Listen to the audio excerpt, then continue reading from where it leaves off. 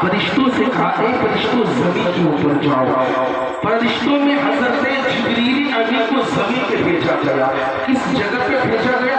دنیا کے بیچوں بیچ سینٹر پہ بھیجا گیا. اور بھیجنے کے بعد اے جبرائیل جاؤ ایک مشت خاک لے کر آؤ. کیا چیز؟ ایک مشت ایک مٹھی خاک لے کر آؤ. حضرت جبریل امین آتے اور آنے کے بعد یوں ہی ہاتھ لگاتے زمین پہ. زمین رونے لگتی ہے. اے جبرائیل تم مجھے لے جاؤ گے؟ اے جبرائیل مجھ سے انسان بنائے جائیں گے. اے جبرائیل انسان گناہ کریں گے, انسان زناکاری کریں گے, انسان شراب خوری کریں گے, انسان چغل خوری کریں گے. جبرائیل تم مجھے لے جاؤ گے. جبرائیل جسے انسان تیار کیے جائیں گے جہنم میں چلنا مجھے پڑے گا. انسان گناہ کرے گا جہنم میں چلنا مجھے پڑے گا. شراب خوری انسان کرے گا جہنم میں مجھے چلنا پڑے گا. دیکھو نا بیچ بیچ میں کھانسی, پانی پی لیجیے. اے جبرائیل تم مجھے مت لے جاؤ. حضرت جبریل ابھی زمین کے آہو بکا کو سنتے واپس چلے جاتے ہیں. رب کی بارگاہ میں عزت پیش کرتے رب کعبہ میں مٹی کے لیے ہاتھ لگایا نا, مٹی آہو بکا کرنے لگا, رونے لگا. رب کعبہ میں مجھے ترس آ گیا, میں واپس چلا آیا. رب کعبہ نے حضرت اسرافیل علیہ السلام کو بھیجا. وہی آہو بکا زمین پھر وہی بات کہہ رہی ہے کہ مجھ سے انسان تیار کیے جائیں گے, مجھے جلایا جائے گا, مجھے آگ میں جلایا جائے گا, اس لیے تم مجھے لے جاؤ. حضرت جبرائیل کے بعد حضرت میکائیل, حضرت اسرافیل علیہ السلام آتے ہیں. پھر وہی آہو بکا حضرت اجرائیل علیہ السلام ملک الموت کو رب بھیجتا ہے. ملک الموت جاؤ ایک مشت خاک لے کر آؤ. حضرت اسرائیل علیہ السلام آتے ہیں زمین پہ. آنے کے بعد زمین پہ ہاتھ لگاتے ہیں. پھر زمین آہو بکا کرنا شروع کر دیتا ہے کہ مجھ سے انسان تیار کیے جائیں گے, انسان شراب خوری کریں گے, انسان چغل خوری کریں گے, جگہ مجھے جہنم میں پڑے گا. اے ملک الموت کو مجھے مت لے جاؤ. لیکن ملک الموت کہتا ہے کہ اے مٹی سن, کہتی ہے کہ مجھے مت لے جاؤ. لیکن رب کعبہ کا مجھے مٹی لے کر آنا. اگر میں تیرے آہو بکا کو سنتا ہوں تو رب کعبہ کی فرمان کی نافرمانی ہو جائے گی, رب کعبہ کی نافرمانی ہو جائے گی.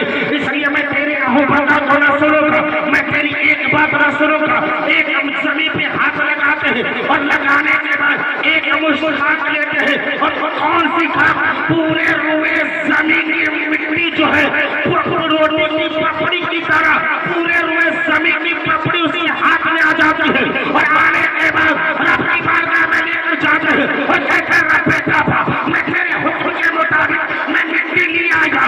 رب کعبہ نے ارشاد فرمایا اے اسرائیل سن, اس مٹی کو رکھ دے. اس مٹی پہ 39 دن تک غم کی بارش ہوتی رہی. ایک روز خوشی کی بارش ہوتی, ایک روز خوشی کی بارش ہوتی ہے. اس کے بعد فرشتوں کو حکم دیا جاتا ہے فرشتے اس مٹی کو سان دو, اس مٹی کو گوندھو, اس مٹی سے پتلا تیار کرو.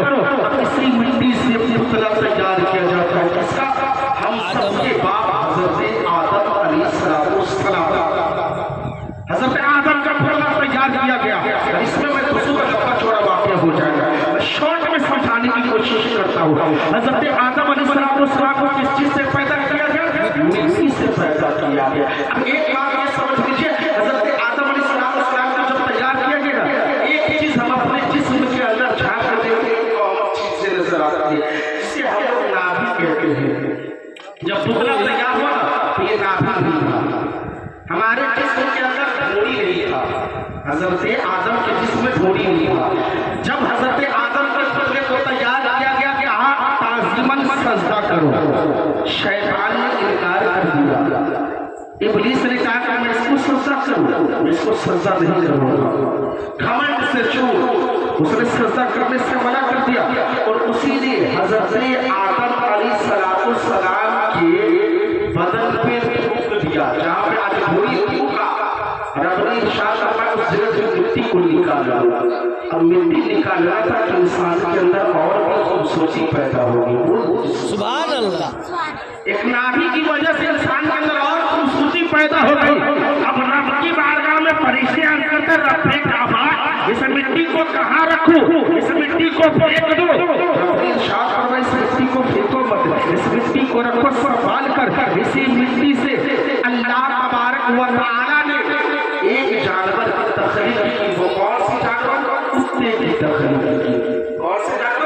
कुत्ते को बनाया। अब आइए इस बात को यही पढ़ रहे हैं। अब आइए इंसानी तकलीफ आका करीम सल्लल्लाहु तआला अलैहि वसल्लम ने इरशाद फरमाते हैं, माओ से और बाप से ये हुक्म है। मेरे आका करीम सल्लल्लाहु तआला अलैहि वसल्लम इरशाद फरमाते हैं कि ए माँ और बाप, अगर तुम चाहते हो कि तुम्हारे औलाद अच्छे हो, क्या औलाद अच्छी हो, अगर तुम चाहते कि तुम्हारे औलाद गरीब ना हो, अगर तुम चाहते कि तुम्हारे औलाद अमीर हो, अगर तुम चाहते कि तुम्हारे औलाद लंबी उम्र जिंदगी बसर करे, अगर तुम चाहते कि तुम्हारी औलाद जल्दी ना मरे, तो मेरे आका करीम सल्लल्लाहु अलैहि वसल्लम ने एक आसान सा तरीका बतला दिया, एक आसान सा रास्ता बतला दिया। मेरे नबी अलैहिस्सलातु वस्सलाम इरशाद फरमाते हैं कि जब माँ के शिकम में बच्चा तबल्लुग होना, माँ के शिकम में तबल्लुग होने के बाद पहला जब मुद्गा के शक्ल में रहता है, फिर अलका के शक्ल में होता है, फिर तीसरे 40 दिन के बाद वो इंसानी शक्ल शिमार अख्तियार कर लेता है। नबी ने इरशाद फरमाया, जब माँ के शिकम में 120 दिन हो जाए, 120 दिन से पहले माँ के ऊपर लाजिम है, बाप के ऊपर लाजिम है कि माँ बाप दोनों मुसल्ला को बिछाए और मुसल्ला बिछाने के नीचे बिछाने के बाद दो रकात अपनी बारगाह में शुक्राने की नमाज पढ़े और उस बच्चे के हक में दुआ करे कि रब्बे काबा, मेरे शिकम में जो बच्चा है, और बाप दुआ करे, रब्बे काबा मेरी आने वाले जो नस्ल है, रब्बे काबा इसे तू अमीर बना देना, रब्बे काबा इसे तू दौलतमंद बना देना, रब्बे काबा इसकी उम्र में तू बरकतें अता फरमा देना। मेरे नबी अलैहिस्सलातु वस्सलाम इरशाद फरमाते हैं कि 120 दिन के बाद उस बच्चे की तकदीर लिखी जाती है।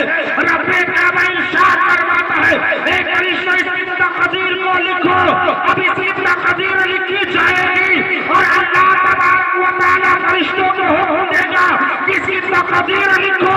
अपना मुसल्ला बिछा के दुआ करेगी तो जो तकदीर में लिखा जाने वाला है इसकी तकदीर बदलती हुई माँ और बाप के ऊपर जिम्मेदारी है।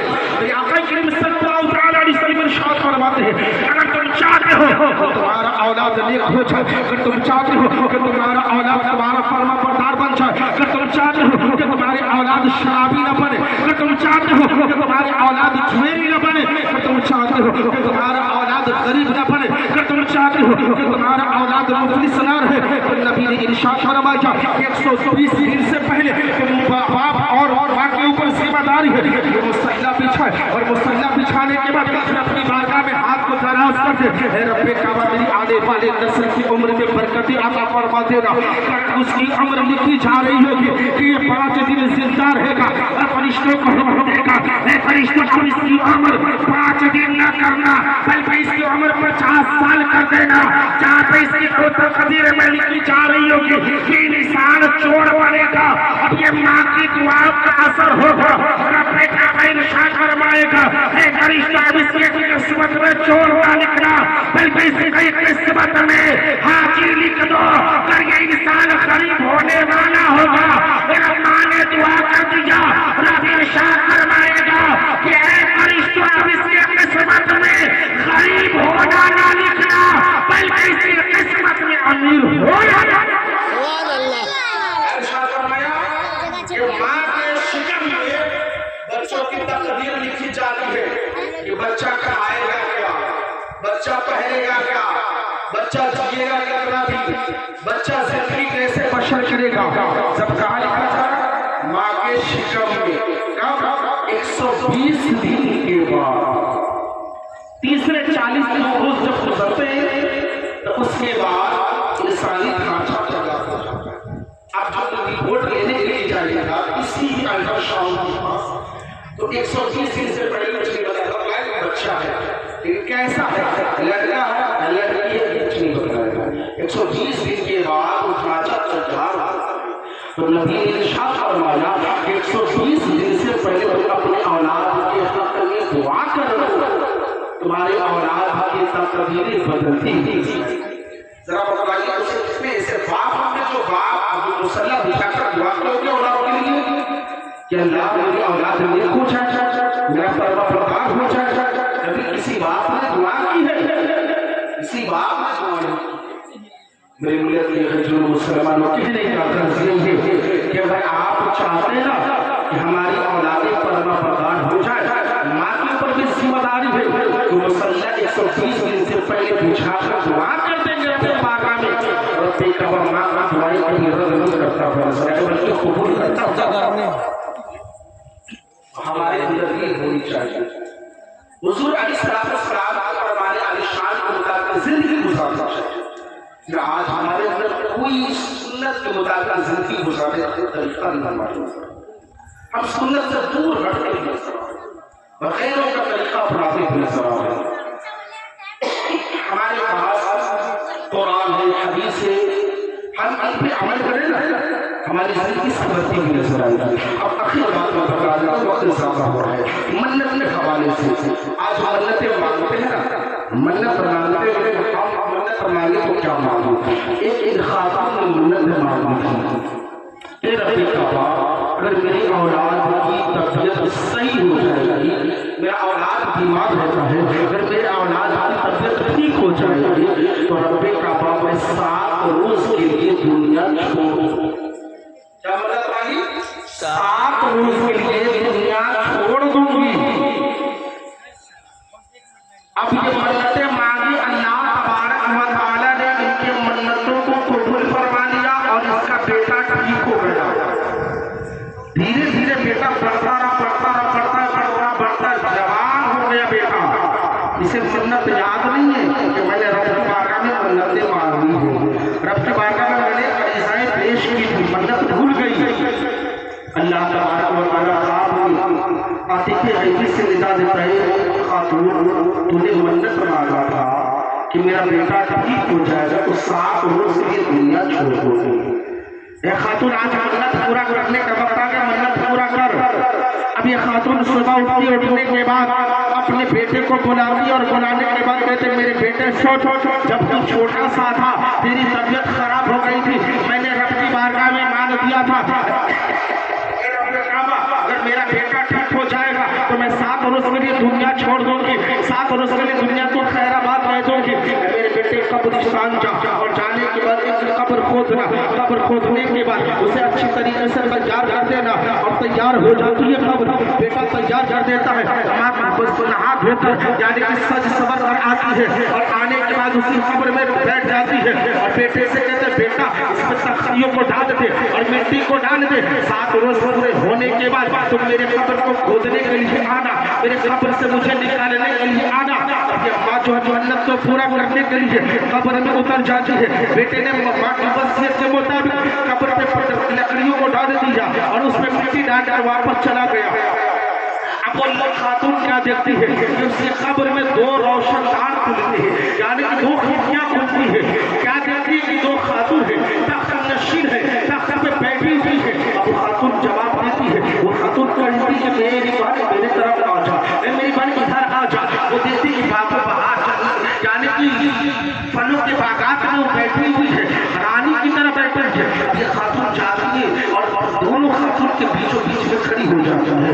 کیا دیکھتی کہ ایک خاتون وہ ہے جس کے سر پہ چڑیا چونچ مار رہی ہے، ایک خاتون وہ ہے جس کے سر پہ چڑیا اپنے پر کو ہلا رہی ہے. یہ خاتون دیکھ کر دنگ ہو جاتی ہے، حیران و پریشان ہو جاتی ہے. کہنے لگتی ہے، عرض کرتی ہے میری بہن ذرا یہ تمہارے سر پہ